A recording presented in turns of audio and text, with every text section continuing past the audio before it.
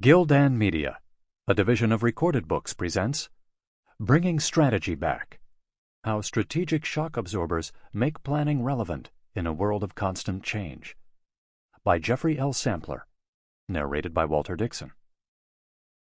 Publisher's Note: This audiobook has bonus material. Please contact whomever you purchased this audiobook from to request the material. Foreword. Historically, innovations have originated in rich developed countries in the West and later flowed downhill to the populous developing world. But it is also possible for innovations to originate in poor countries and trickle up to the wealthier world. This is what I've termed reverse innovation. I initially became interested in reverse innovation during a 2-year stint as professor in residence and chief innovation consultant at General Electric. At the time, GE CEO Jeff Immelt had put a stake in the ground to grow the company organically by meeting the needs and budgets of customers in heavily populated developing markets. As part of that plan, GE went on to introduce revolutionary new product adaptations: a $1,000 handheld electrocardiogram device and a portable PC-based ultrasound machine that sells for as little as $15,000, created to serve rural India and China. By developing lower-cost end-user solutions, GE has been able to cultivate an entirely new market. Just as notably, these innovations have since been adapted and sold in the United States and Europe. It's clear that if rich nations and established multinationals are to continue to thrive, the current generation of innovators must look beyond their own backyard and consider the needs and opportunities in the vast developing world. And the idea of reverse innovation extends well beyond just product creation. For starters, we see pockets of reverse process innovation springing up as well. Hospitals in India, for example, are transforming healthcare by performing open-heart surgery for $3,000 rather than the $150,000 we see in the United States. And not simply because of lower labor costs, but also because they have adapted standardized processes from assembly line manufacturing to make the procedure far more cost-effective. This type of innovation would be possible anywhere, but it's more probable in poor countries because it meets their needs and requirements. The reality is that the future of growth and innovation is far from home, in places like Asia, the Middle East, and elsewhere. Reverse innovation is any innovation that is adopted first in the developing world. This includes management innovation, a subject that Jeffrey Sampler knows extremely well. What he's done in this excellent book is bring my work on reverse innovation together with Gary Hamel's idea of management innovation to create a new model for understanding and using the latest and greatest management innovations from places as far away as India and Dubai. Economies such as these are radically different from mature Western economies, and they have radically different needs. Therefore, their solutions must be radically different. Based on the author's vast research and experience working with executives at companies across these markets, the strategic shock absorbers introduced here form a toolkit of management innovation that was developed because the pace of growth and change in India and Dubai was so intense that the Western management ideas simply did not apply. The tools and advice here present an opportunity and a solution for Western multinationals that are not only struggling with the ever-increasing pace of change at home, but also looking for ways to compete with incumbents in developing markets. The companies featured, such as Arvind Mills, Dabur, Future Group, DLF, or Network 18, may be unfamiliar, but they have succeeded because of, not despite, the seismic shifts that have occurred in the Indian economy over the past decade. They have made the most of change, and Jeff Sampler makes a compelling case that they set the standard in terms of innovative management practices that serve not only to hedge against risks, but also to ride the ongoing wave of change and disruption that is common in developing economies. The stakes are enormous for adopting the type of reverse innovations of management ideas described here. Today, rich countries and poor countries account for roughly equal shares of the global economy. But for years, growth has been far more robust in poor countries. Increasingly, understanding how success happens there is a prerequisite to continued vitality at home.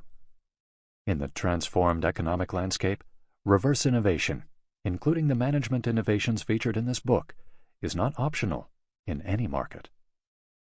V.G. Govindarajan, Cox Distinguished Professor, Tuck School of Business, Dartmouth College.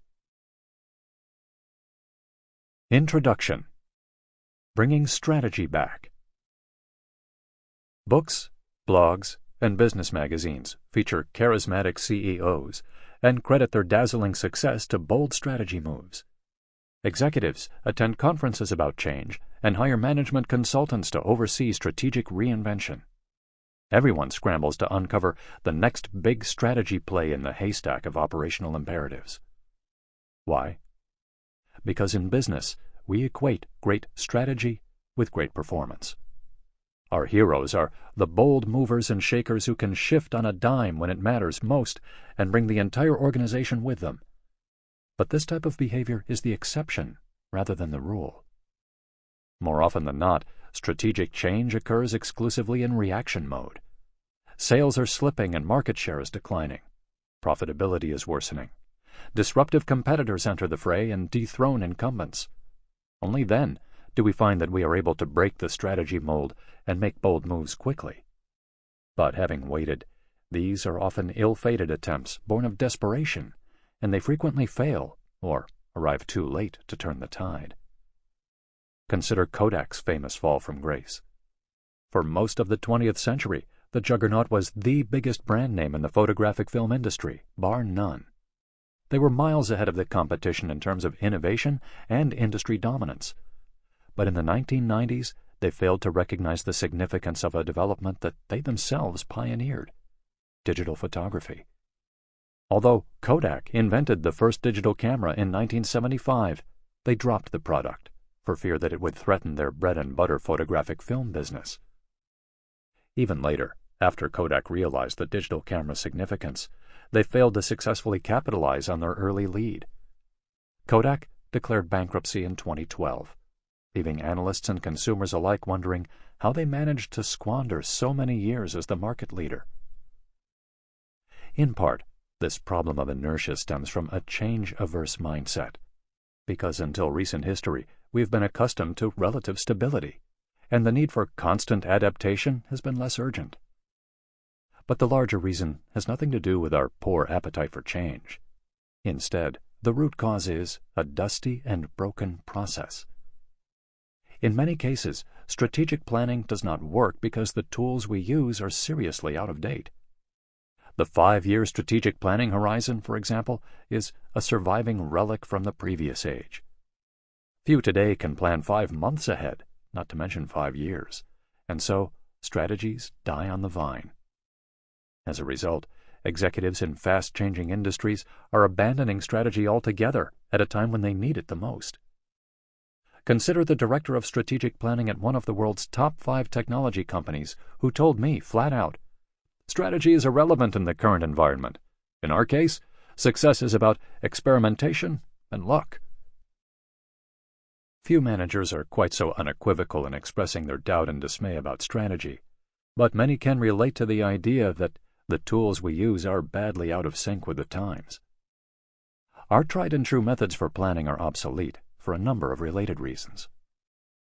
First, today's windows of opportunity close faster than ever. Over the long-term horizon, particularly in Western markets, we have grown accustomed to the luxury of comparative stability. Therefore, many companies focus on long-term opportunities to serve established markets that often change only slowly and incrementally. This is the type of opportunity that fits the mold of the conventional strategic planning process. It's predictable and familiar. Yet, increasingly as we compete in fast-moving global markets, industry dynamics and new opportunities do not resemble the situation described here. Consumers are fickle, and loyalty is fleeting. A product or service may succeed one day and disappear the next. As a result, there is a far greater need to react and adapt instantly to fluid opportunities. Most companies do not have this capability. Please refer to the bonus PDF for this audiobook to view Figure 1.1 regarding strategic planning. Second, opportunities are shrinking in size and becoming more fragmented. Beyond speed and reaction time, companies are faced with the reality that many new opportunities today are relatively small, at least upon initial examination. Many Western firms ignore these opportunities because their strategic filters deem them unattractive.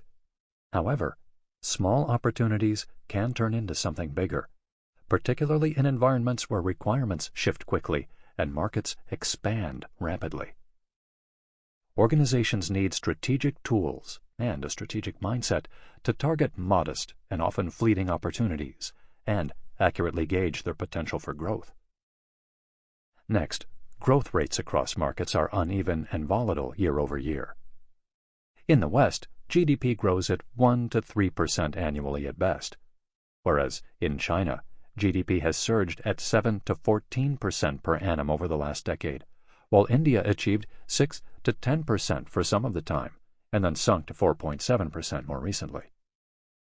This means that a 5-year planning horizon in the West in some years was equivalent to as much as a 50-year horizon in parts of the East, because their economies were growing at up to 10 times as fast. Thus, emerging economies in the East and Africa can't simply import strategic planning ideas from the West. The ideas must be scaled to fit their local business environment. Likewise, Western companies targeting opportunities in high-growth markets need to rethink their strategic tools and timelines to suit the local climate. In addition, as Eastern companies acquire Western rivals and vice versa, they must be in a position to plan for growth and retraction that is fast and difficult to predict. Finally, the intensity of competition today is elevated and asymmetrical. One could make the counterintuitive argument that the last thing any company would want right now is to be visibly successful. Why? Because success attracts new competitors like hornets to honeydew. What was once a successful market becomes oversaturated. Profitability declines, and blue oceans quickly become red. Our strategic planning conventions simply don't factor in the speed with which new entrants rise from below the radar in both emerging and established markets. The largest commercial real estate developer in India, DLF, is no stranger to this challenge. As Managing Director Ramesh Sankat told me, "Sometimes your size and strength can become a potential risk. It is a risk that comes with being the leader. Once you are on that pedestal, it is easier to mark you out." Be it competing firms, new entrants, or even an organization's own customers and workers, the slightest glitch or complacency from a market leader guarantees a fervent response. This type of risk is difficult to plan for. Taking all this into account, it is not surprising that the most basic principles underlying traditional strategy planning, including the 5-year plan, are seldom valid. Traditional strategic planning is suspect in part because it relies on past performance to help predict future results. Anyone who managed through the 2008 to 2009 recession, or the ones before or after it, will agree that extrapolating from the past no longer creates a clear picture of the future. One might even say that conventions such as the 5-year plan are harmful to companies because they create the illusion of certainty. Lulled into a false sense of security, companies feel confident that major contingencies have been accounted for. With that, they view the task at hand as one of execution over adaptation. This perspective has held true in past decades, but the extreme conditions in today's markets puncture the thin veneer of safety that traditional strategic planning creates. On the contrary, one-size-fits-all, long-range planning and prediction models have all but been laid to rest. Where does this leave us?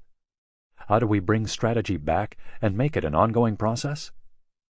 If our tools for strategic planning don't apply, we find ourselves backed into a corner. Lacking alternatives, strategic change occurs in reaction mode. But the problem with reactive planning, of course, is that it happens too late. We find ourselves playing catch-up.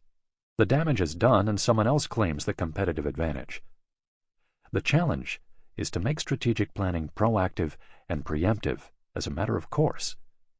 That type of fast, fluid approach requires a mind shift, to be sure, but it also requires a new set of tools. Setting the wheels in motion. The obsolescence of conventional strategic planning became apparent to me when I was researching cases in India. I was calling around to a number of companies 4 to 6 months in advance of my visits to schedule interviews. At the time, executives seemed universally hesitant to commit. I was confused because, in most cases, I knew these companies and their executives, or was being introduced and referred at the highest levels. I understood finally when one senior executive told me, "Call me in 2 weeks before you arrive. I promise we will meet sometime during your trip, and I will also arrange other interviews for you in my company. But at this point in time, I cannot give you an exact meeting date. I just can't see that far ahead." Sure enough, when I called a few weeks prior to my visit, I was able to fill my schedule completely. At that moment, I finally got it. Scheduling time with an Indian executive 6 months in advance was asking the impossible.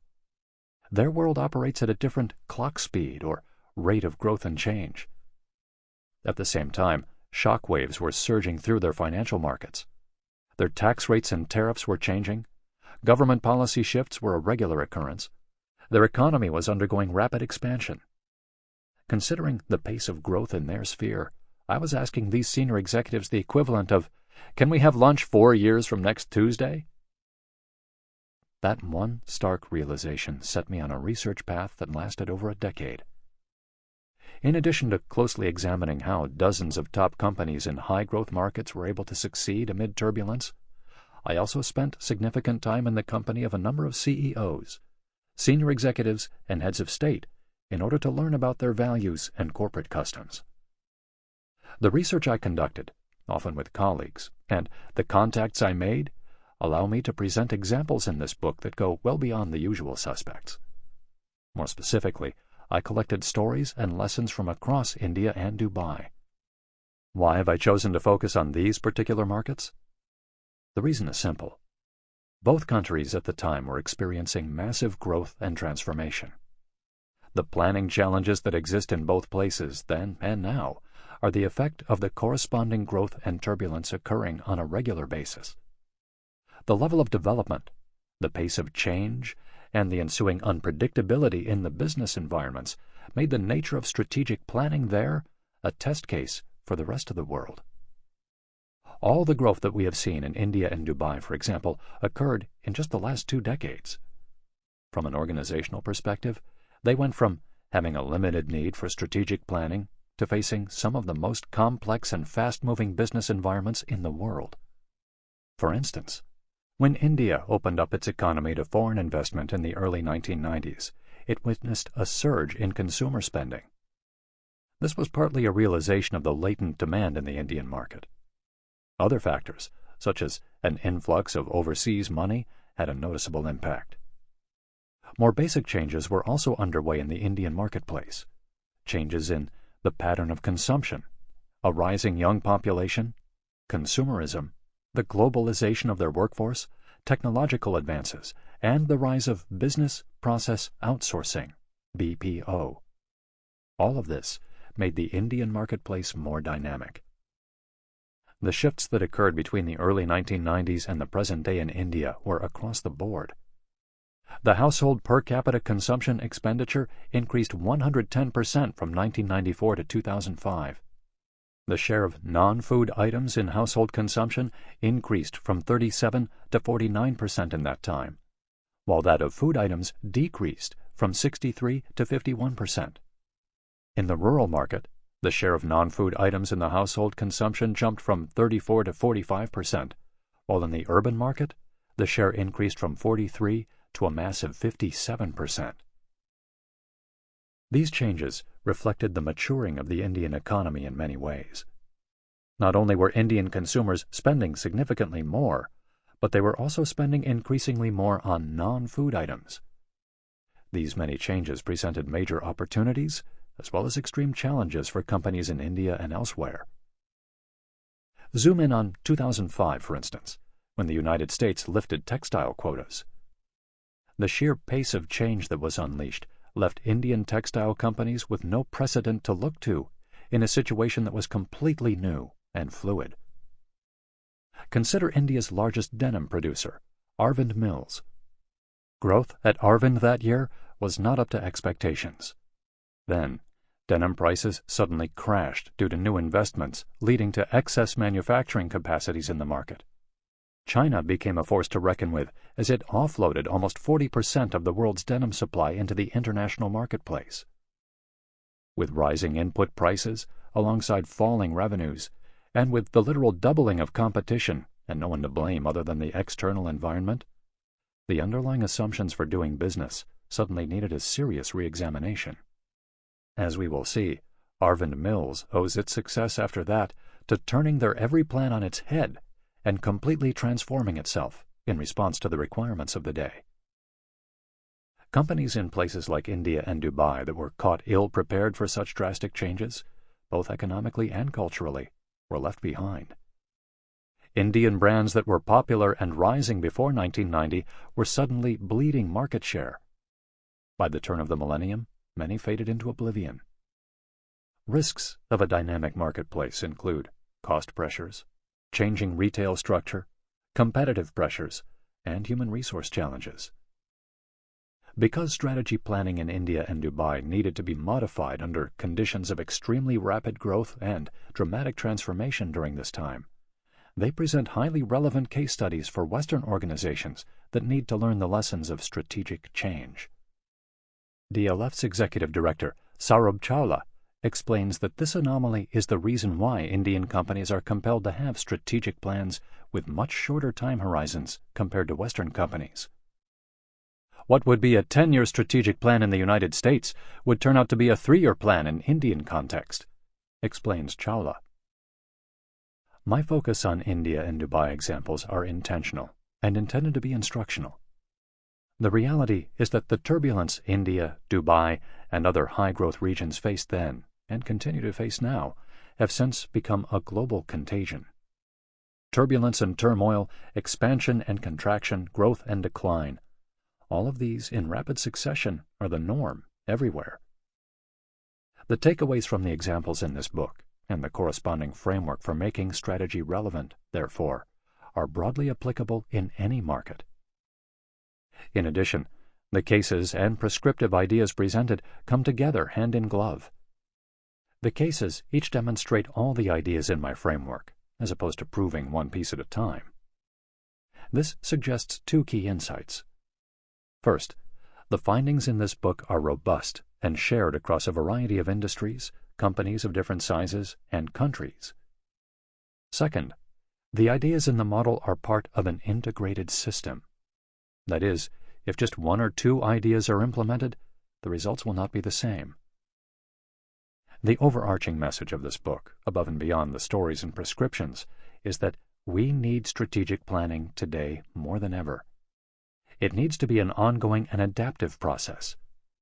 With executives fully occupied responding to seismic shifts, surprises, and bumps in the road, it is crucial to have tools to simplify the task. The challenge for organizations is to somehow develop the capability to absorb everyday bumps and shocks in order to maintain operating speed and adjust strategy as the global environment continues to change. Like many of the management innovations of our time, the way forward begins with a solution from a different domain. It is retooled and translated here for the management space.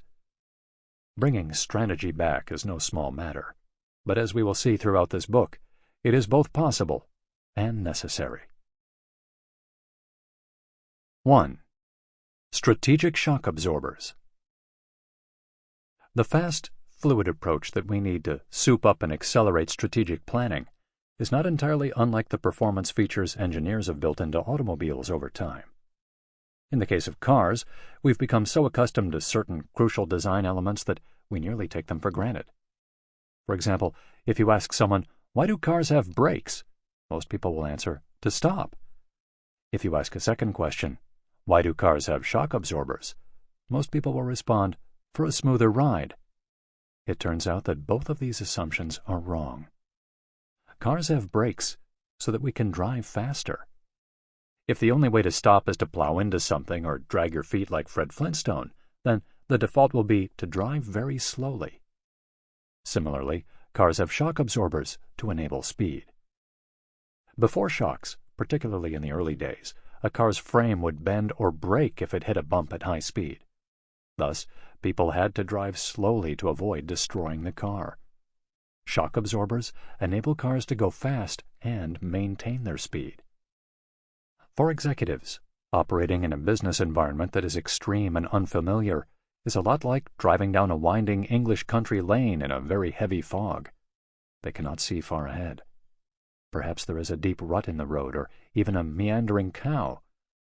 Driving under these opaque conditions, the reflexive response is to proceed slowly and almost feel your way along. Yet, this is not an option in business. The competition is too intense. Companies need to absorb the impact of unexpected events without slowing down or destabilizing the entire organization. They need to be able to react to bumps in their path immediately, before the impact creates a chain reaction and the wheels come off the wagon. With constant change as the norm, having a fast reaction time is crucial. There is a clear and convincing rationale for this. First, even small shocks have a cumulative effect. Companies are made up of a complex web of associations. They are global and multinational, connected in myriad ways to customers and employees, and they operate in an ecosystem where partners and competitors may be one and the same. With this interconnectedness, surprises that hit one part of a business or ecosystem can affect other parts in ways that are difficult to predict. The bigger the shock, the greater the potential for throwing off a destabilizing effect in multiple parts of the business. In addition, there are always new bumps just down the road a piece. When you cruise over a pothole and continue without regaining control, it becomes more difficult to swerve to avoid the sheep standing in the road, or to veer around whatever obstacle arises next. In other words, stability is the exception rather than the rule. Companies need a means for adapting to environmental changes without slamming on the brakes every time. When the world is in chaos, strategy needs to be adaptive in order to be effective. Through my research in fast-moving markets and surging economies, I have found that it is possible to make strategic planning fast and adaptive. Over a period of 5 years, I worked intensively with colleagues inside 20 Indian companies in order to better understand the Indian approach to business strategy and identify the key lessons. In addition, I worked extensively in Dubai from 2000 to 2008, around the time the United Arab Emirates was dramatically building its infrastructure and economy. The companies I examined in India and Dubai came from a range of industries: the media, manufacturing, air transport, government, retail, and banking. The solution I found is what I call strategic shock absorbers.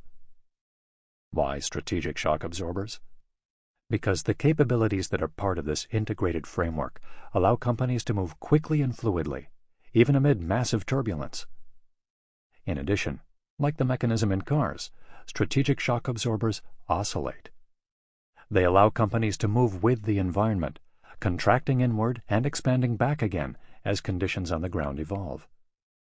We will see that for each strategic shock absorber, time and information are compressed when conditions are grueling, and when they improve, resources and options are expanded to unlock new opportunities.